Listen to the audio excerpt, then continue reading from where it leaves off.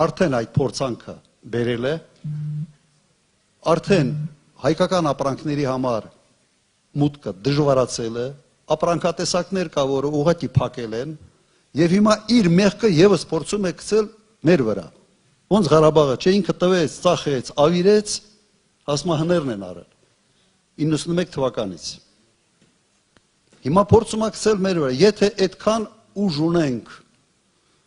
ասենց ասեմ, Ռուսաստանի վրա ազդելու, որ ճամփեքը փակեն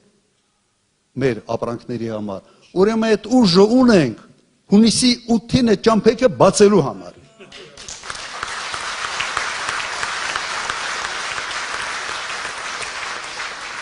Եթե ինքը մնա հաստատ ճամփեքը փակվելու է, ամբողջ ինչ Հայաստանը արտադրում, չի արտադրում, սենց ասեմ, 90%-ով գնում է Ռուսաստան, գյուղարտադրանքի ավելի քան 90%-ը, մոտավորապես 98% բանջարեղեն, ծաղիկ, գինի եւ այլ, մոտավորապես 90%-92%։ Բալավ դու այդ քայլերը որ անում ես, չես մտածում այդ արտադրողի մասին, այդ բիզնեսների մասին, այդ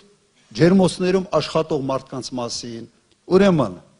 եթե այդքան հզոր ենք, որ կարող ենք սա փակել, կրկնեմ, ուրեմն այդ հզորությունը կա բացելու համար։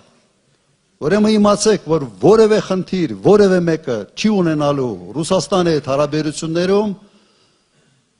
հունիսի 8-ին, եթե ընտրվում ենք մենք։